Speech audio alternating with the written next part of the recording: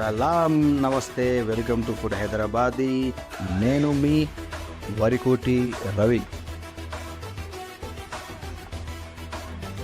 అందరికీ ఆరోగ్య ఆహార వందనం. ఈరోజు మనం ఒక 5 కిలోలు చికెన్తోని ఒక 3.5 కిలోల రైస్ వాడుకొని బిర్యానీ, మంచి హైదరాబాదీ స్టైల్ చికెన్ దమ్ బిర్యానీ ఎలా చేయాలో చూసుకుందాం. ముందుగా దానికి కావాల్సింది ఉల్లిపాయలు దాదాపు 2 కిలోల ఉల్లిపాయలను ఏడుస్తూ పీల్ చేస్తూ కట్ చేసేసా. ఫైనల్గా ఆ ఉల్లిపాయలన్నీ కోసుకున్న తర్వాత ఒక పెద్ద బేసన్లో వేసుకొని ఆ బేసన్లో ఉల్లిపాయల్ని బాగా విడిపోయేదాకా విడదీసుకుంటూ కలుపుకోవాలన్నమాట. అంటే అవి ఆయిల్లో ఫ్రై అవ్వాలి కాబట్టి తొందరగా ఫ్రై అవ్వడానికి ఈ విధంగా మన దగ్గర టైం ఉంటే ఇలా విడదీసుకొని పెట్టుకుంటే తొందరగా ఫ్రై అయిపోతాయి అన్నమాట. సో అలా విడదీసి పెట్టేసుకున్న తర్వాత నెక్స్ట్ స్టెప్, ఒక బాండీ ఆన్ చేయకుండా ఆ బాండీలో నూనె అంటే కోల్డ్ ఆయిలే వేసుకోవాలి. కోల్డ్ ఆయిలే ఎందుకు, ఆయిల్ని హాట్ చేసుకోవచ్చు కదా అని అంటే దానికి ఒక రీజన్ ఉంది. కోల్డ్ ఆయిల్లో ఉల్లిపాయలు వేసుకొని స్లో టెంపరేచర్ మీద మనము ఆ ఆనియన్స్ని ఫ్రై చేయడం స్టార్ట్ చేసుకోవాలన్నమాట. అంటే బల్క్లో ఆనియన్స్ ఫ్రై చేసుకునేటప్పుడు ఈ విధంగా కోల్డ్ ఆయిల్ నుండి స్టార్ట్ చేసుకోవాలి. ఇలా చేస్తే ఏమవుతుందనంటే మన ఆనియన్స్లో ఉండే మాయిశ్చర్ స్లోగా బయటికి వచ్చి ఎవాపరేట్ అయిపోయి మంచి క్రిస్పీగా బాగా బ్రౌన్ కలర్ అయ్యి మంచి కరకరలాడుతాయి అన్నమాట. సో ఇలా క్రిస్పీగా రావాలి కాబట్టి వాటిని కోల్డ్ ఆయిల్ నుండి స్టార్ట్ చేయాలి. ఇలా కోల్డ్ ఆయిల్లో ఆనియన్స్ వేసుకొని మోడరేట్ టెంపరేచర్ పెట్టుకొని ఆనియన్స్ని కుక్ చేయడం స్టార్ట్ చేయాలి. ఆ తర్వాత నాకు ఈ ఆనియన్స్ కూడా ఒక స్పైస్ టేస్ట్ ఇస్తే బాగుంటుంది కాబట్టి ఒక ప్లేట్లో కొన్ని లవంగాలు, షాజీరా, తేజ్పత్తా, చెక్క, మన తోక మిరియాలు, యాలుకలు ఇవన్నీ వేసుకొని ఈ ఫ్రై అవుతున్న అంటే బాగా వేగుతున్న ఆనియన్లో ఆ ఆయిల్లో వేసేసుకోవాలి.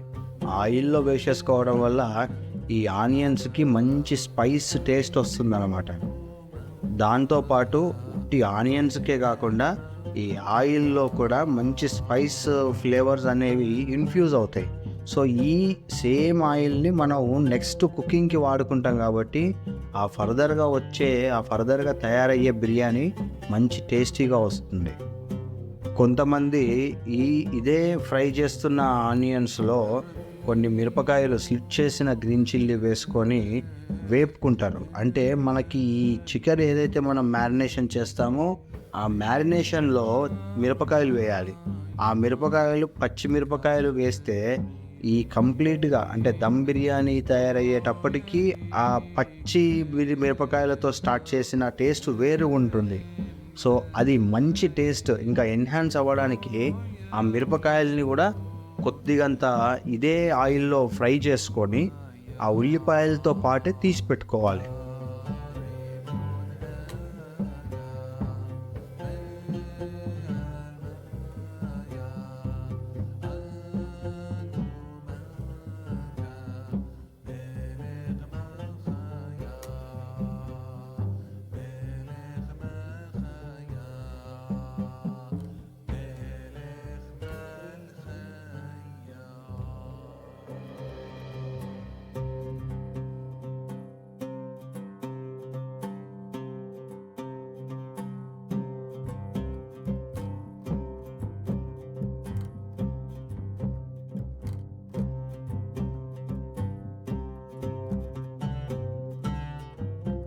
ఇక ఒక గిన్నెలో ముందుగా చికెను చిన్నగా కాకుండా ఒక మీడియం సైజు, లేదు అనంటే ఒక మోస్తాదు, ఒక మరీ చిన్నగా కాకుండా మరీ పెద్దగా కాకుండా కట్ చేయించుకోవాలి. కట్ చేసుకున్న తర్వాత వాటిని బాగా వాష్ చేసుకొని ఈ చికెన్ మొత్తాన్ని ఒక బిర్యానీ డేగులోకి మార్చుకుందాం.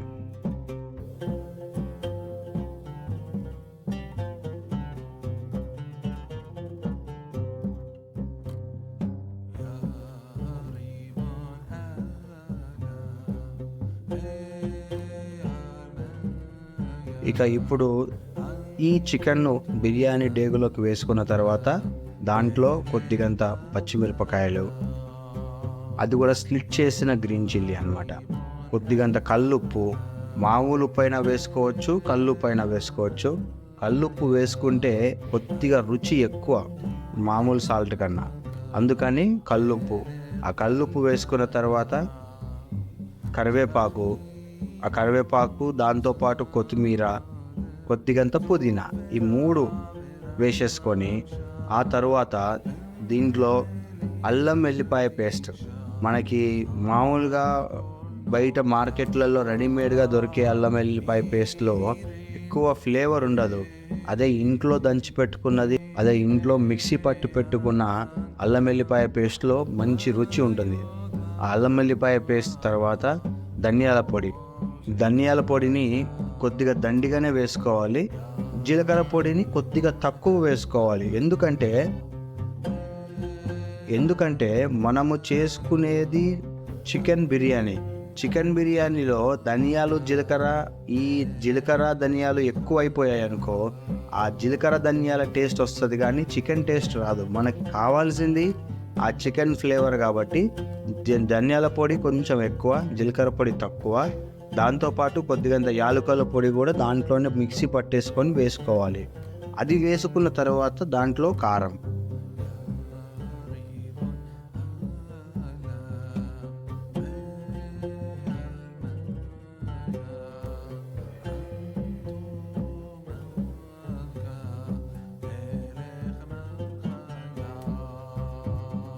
మనం అసలే తెలుగు వాళ్ళు కారం అనేది లేకుండా తినాలి అని అంటే తినలేము. కాబట్టి కారం మనకి ఎంత కావాలంటే అంత కారం, అంటే రుచికి తగ్గట్టుగా కారం వేసుకొని ఆ తర్వాత కొద్దిగంత పసుపు వేసుకొని దీంట్లో మనం ఇందాక ఫ్రై చేసి పెట్టుకున్న ఆనియన్, గ్రీన్ చిల్లీ అంటే మసాలాలతో పాటు వేసేసేయాలి.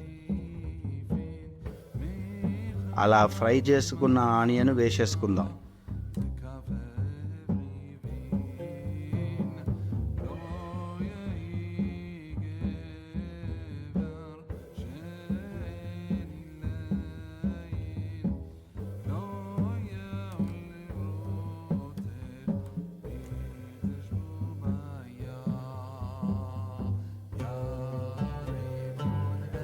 ఆనియన్ వేసుకున్న తర్వాత దాంట్లో కావాల్సినంత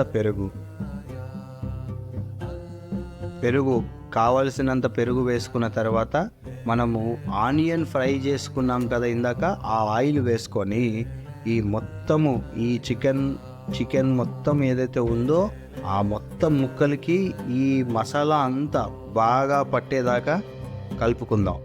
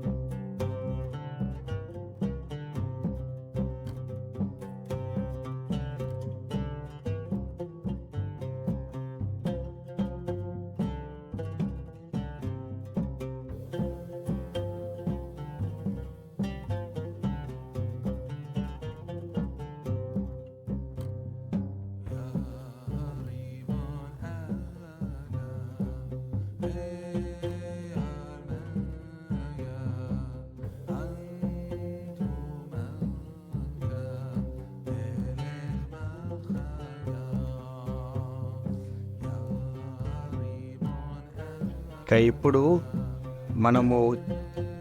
మనం కలిపి పెట్టుకున్న ఈ చికెన్ ఏదైతే ఉందో ఈ డేగుని ఒక పక్కన ఒక పొయ్యి మీద పెట్టేసుకొని, తర్వాత మనం వేసుకునేది 3 కిలోల రైస్ కాబట్టి ఆ 3 కిలోల రైస్కి కనీసం 8-9 లీటర్ల నీళ్లు పడుతుంది.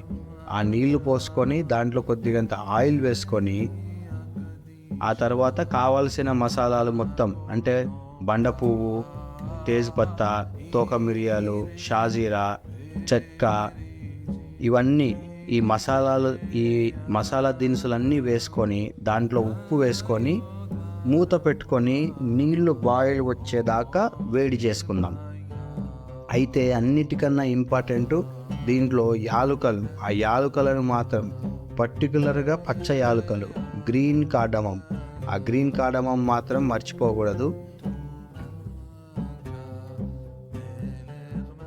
ఎందుకంటే ఆ పచ్చ యాలుకలతోనే మనకి ఆ బిర్యానీకి ఆ తీపి అరోమా వస్తుందన్నమాట. కాబట్టి ఆ గ్రీన్ కార్డమం అనేది చాలా ఇంపార్టెంట్.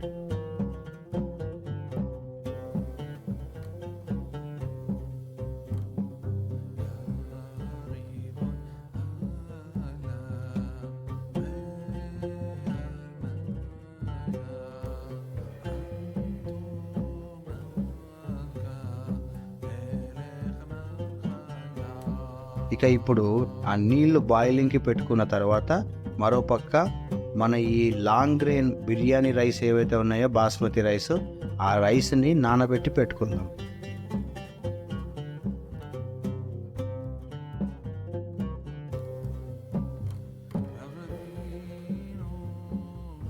బిర్యానీ రైస్ని ఎప్పుడైనా కానీ 2 రకాలుగా చూసుకోవాలి. ఒకటి కొత్త బియ్యము, రెండోది పాత బియ్యము. కొత్త బియ్యం అయితే ఎప్పుడైనా కూడా ఎక్కువసేపు నానబెట్టకూడదు. ఎక్కువసేపు నానబెడితే కొత్త బియ్యము, కొత్త బాస్మతి రైస్ విరిగిపోతాయి. అదే పాతవనుకోండి, ఒక 10-15 నిమిషాలు నానబెట్టినా చాలు. ఇప్పుడు వాటర్ బాయిలింగ్ అవుతున్నాయి. సో ఇక ఇప్పుడు ఈ మనము బాయిలింగ్కి పెట్టుకున్న వాటరు బాయిల్ అయిన తర్వాత ఈ నానబెట్టుకున్న బియ్యంలో నుండి ఎక్స్ట్రా నీళ్ళన్నీ తీసేసి ఆ బాయిలింగ్ వాటర్లో వేసేసుకొని ఈ రైస్ని ఉడకపెట్టుకుందాం.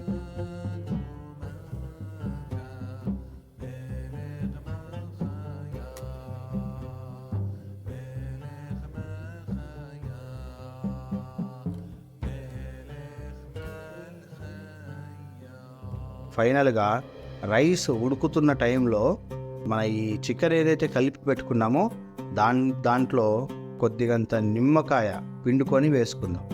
అంటే నిమ్మకాయ ముందైనా వేసుకోవచ్చు, కానీ నేను ఇంతకుముందు మర్చిపోయాను కాబట్టి ఇప్పుడు వేసా.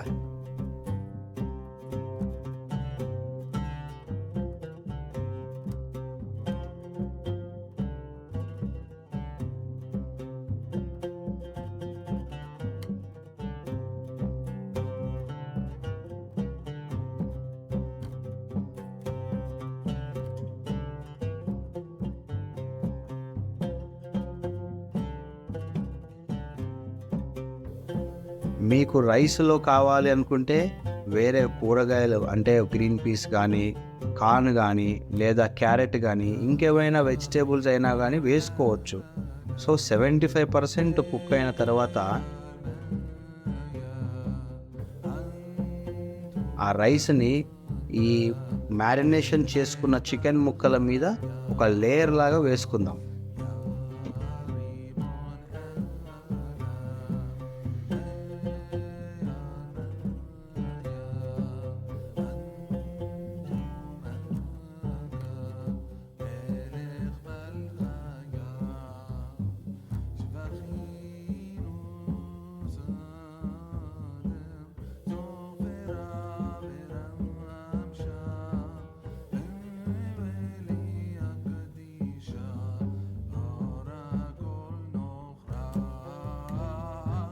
ఇలా ఒక లేయర్ అయ్యే వరకు వేసుకున్న తర్వాత ఆ రైస్ని ఇంకొద్దిగా కుక్ చేసుకుందాం. అంటే అది ఇంకొక 85-90% కుక్ అవ్వాలి.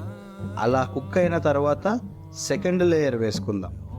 సో ఈ విధంగా రైస్ని ఒక 2 లేయర్స్ లాగా వేసుకున్న తర్వాత ఒక కప్పు నుండి హాట్ వాటర్ తీసుకొని ఈ బిర్యానీ ఏదైతే మనం వండుతున్నామో దాని మీద ఇలా స్ప్రింకిల్ చేసి పెట్టుకోవాలి. అంటే ఆ హాట్ వాటరు ఈవెన్గా అన్ని మూలలా పడేటట్టుగా వేసుకోవాలి.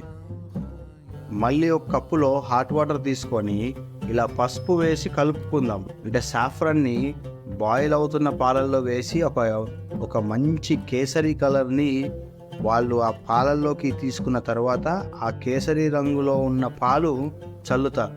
సో మనం పాలైనా కానీ, లేదు అంటే ఇలా బాయిల్ అవుతున్న గంజి నీళ్ళైనా కానీ దాంట్లో పసుపు వేసుకొని ఇలా కలర్ చేసుకోవాలి. ఆర్టిఫిషియల్ ఫుడ్ కలర్స్ అనేవి ఆరోగ్యానికి మంచిది కాదు. ఇది న్యాచురల్ ఫుడ్ కలర్. పసుపు, టర్మరిక్ న్యాచురల్ ఫుడ్ కలర్ వేసుకుందాం. ఆ తర్వాత ఫైనల్గా దానిపైన నుండి ఇలా గీ వేసుకొని, అంటే మంచి అరోమా, గీ అరోమా వస్తుందన్నమాట. అంటే ఆ గీలో కుక్ అయిన బిర్యానీ టేస్ట్ భలేగా ఉంటుంది. ఇక ఇప్పుడు లాస్ట్కి గీ వేసుకున్న తర్వాత దాంట్లో కొత్తిమీర, పుదీనా చాప్ చేసుకున్నది, ఆ తర్వాత బ్రౌన్ ఆనియన్, ఈ మూడు వేసుకొని మూత పెట్టేసి పైన నుండి మనం ఇందాక రైస్ బాయిల్ చేసుకున్న హాట్ వాటర్ పైన నుండి పెట్టుకొని హై ఫ్లేమ్ మీద 15 నిమిషాలు, మీడియం ఫ్లేమ్ మీద ఒక 10 నిమిషాలు. అంటే హై ఫ్లేమ్ మీద కుక్ చేసినప్పుడు ఎక్స్ట్రా మాయిశ్చర్ ఏదన్నా ఉంటే వెళ్ళిపోతుంది.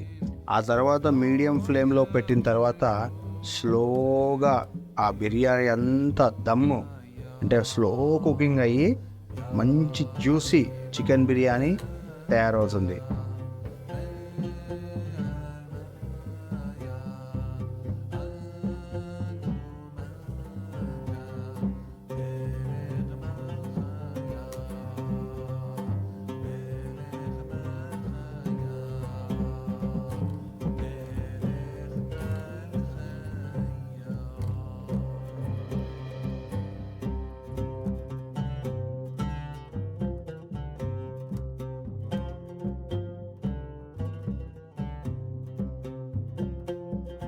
ఇక ఈ బిర్యానీ దమ్ అయిన తర్వాత ఒక ప్లేట్లోకి వేసుకొని దాన్ని టేస్ట్ చేసుకుందాం. ఈ 5 kg బిర్యానీ రెసిపీ, అంటే 5 kg చికెన్కి 3 కిలోలు రైస్. ఈ రెసిపీ ఈ విధంగా అందరూ చేసుకోండి. మంచి రుచికరంగా జ్యూసీగా చికెన్ బిర్యానీ తయారవుతుంది.